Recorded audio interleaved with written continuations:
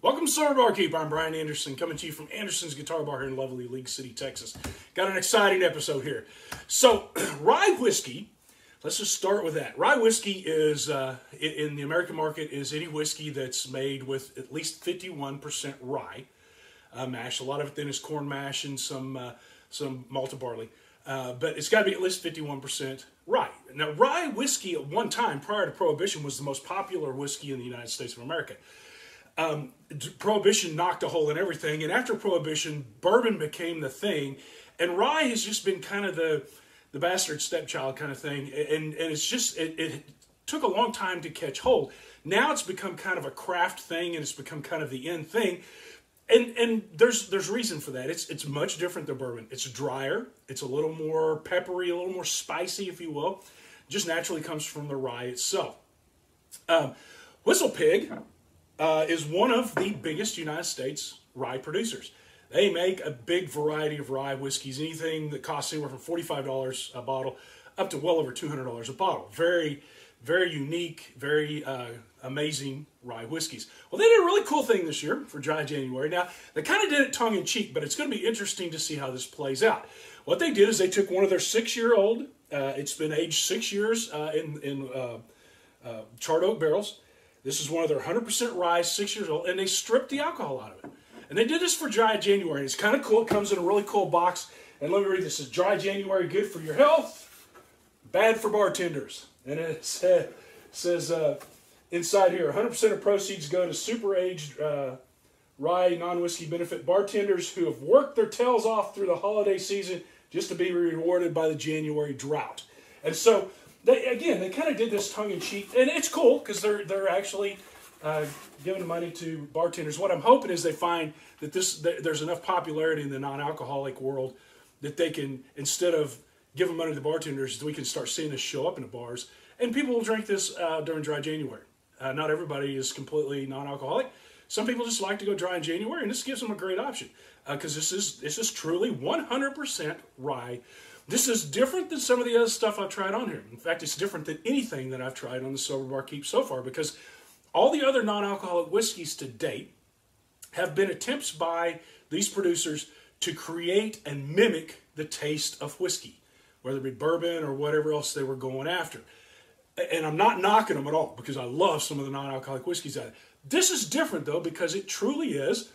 This is 100% rye whiskey, aged 6 years in a barrel, and then had the alcohol stripped out of it. So I'm very interested to see what we would end up with here. And so let's just take a look, because I know you're tired of me yapping and want to see what's going on here. So first off, when they strip the alcohol out of it, it strips some of the mouthfeel out. So they have to add a few little additives in there, which gives it this kind of a, very hazy, kind of a dirty look to it. And it's not clear at all. It's very opaque. I noticed this when I got my first bottle of non-alcoholic whiskey from Sear Hill.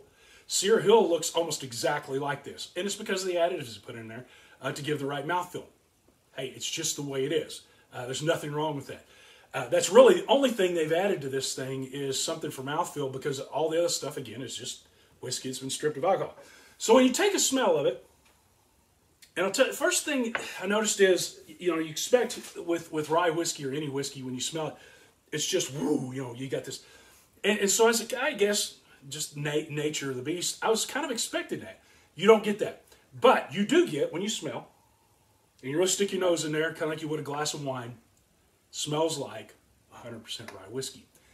Now, I just said it didn't.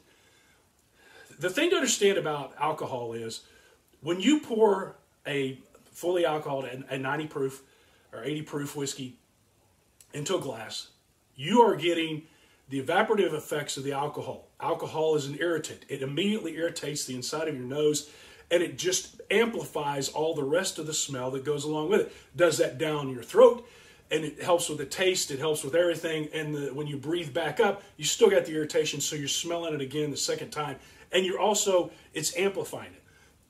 Removing the alcohol, you no longer have that amplification, so you have the pure smell of 100% rye whiskey. And it's really interesting because it's there.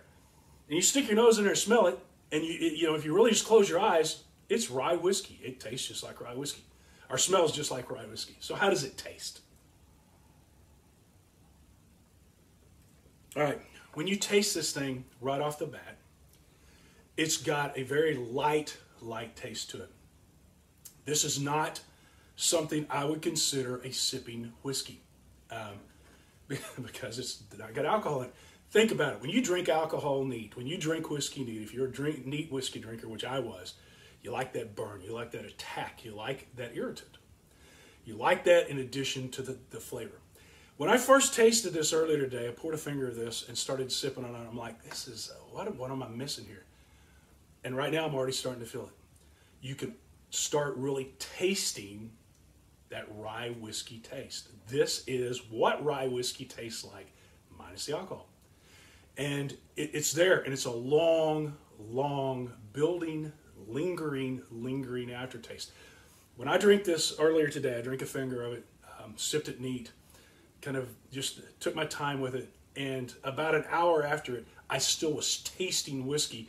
And in fact, at that point, it tasted like I had had a glass of whiskey. Because once the burn subsides, if you think about it, when you drink regular whiskey, once that burn subsided, there's still that taste of whiskey that's still there.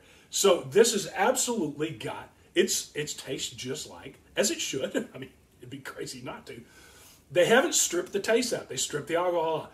So it tastes like it. Now, if you're expecting to pour this and drink it neat or on the rocks, you're probably going to be disappointed. Maybe not. I was. That's okay. There's nothing wrong with that. Let's see what this thing does in a cocktail, because it's got the flavors, it's got the taste, it just doesn't have that alcohol and that severe bite that you would have in alcohol. So what is the most classic cocktail that you would imagine with rye whiskey? If you know this at all, it's the Manhattan. So we're going to do this. Manhattan is 2 parts whiskey. So we're going to do two parts of the Whistlepig PiggyBack with 100% rye whiskey. I'm going to take some Roots de Vino, which is a sweet vermouth alternative out of Greece. I have not reviewed this on the channel yet. I am going to. What I've done here is, in all honesty, I've picked the best of this. This is truly rye whiskey, so I'm picking the best non-alcoholic versions I can think of, and this stuff here is incredible. I'm also going to then add, there's a couple of ways. Most Manhattans have 3 dashes of aromatic bitters, so I'm going to do 2 dashes of aromatic bitters, because alternatively, you'll also see recipes that have a 2-to-1 with orange bitters. I like that. I think it's really good. So we're going to use all the bitter, which, because that is the standard for non-alcoholic bitters, plain and simple. It's as easy as that. That's a Manhattan. We're going to shake this baby up. We got a cocktail coupe here. Yeah, as a garnish, most of the time you'll see maraschino cherry put in there. I started to do that, but I really want just to think about the taste of this. If you're really big into cherries, a lot of times you'll put a little maraschino cherry juice in here. And if that's what you want to do, then you'll want to do this before you shake that up like I'm doing now. I kind of like this unadulterated. I don't like it as sweet. So, I mean, in all honesty, that's the main reason I don't put the maraschino cherry in there right off. So there you have a classic Manhattan with the Whistlepig. And that's fantastic. That's absolutely fantastic. You can taste the rye. You don't have a bite in this one, although you get a little bit, because these kind of give you a little bit of the bitterness that'll give you pop. This has got bitterness in it as well. So you get just a light bitter, and you've got the flavor, and I mean, this is amazing. Absolutely fantastic. This is going to be fantastic for mixing. I'm going to use it for that a lot. I don't think I'll drink this straight. I don't think I'll drink it neat. I don't think I'll drink it on the rocks, because that'll dilute it even more. But I think this is going to make some fantastic. So I'm going to try it in a mule. I'm going to try it in a couple of other ways. In fact, there's a big long list on the site here, the Whistlepig site, of drinks, and I think I'm going to try several of those. I'll probably show some of them on here if I think they turn out good. This is great stuff. Rating, I'm giving this a 5. I have to, because my rating system is based on Does it mimic what it is supposed to be? This is not a mimic. This is 100% rye whiskey with the alcohol removed. You can't get any closer than that. And when you really study this and you really think about it and you really break it down, it tastes just like rye whiskey. Just doesn't have that bite. So, you know, again, neat drinkers, on the rocks drinkers, you may be disappointed in this. But if you're looking for whiskey cocktails, I'll tell you right now, this is absolutely amazing. I love this. And God, it tastes like rye whiskey. Sober Barkeep. Live well and drink smart.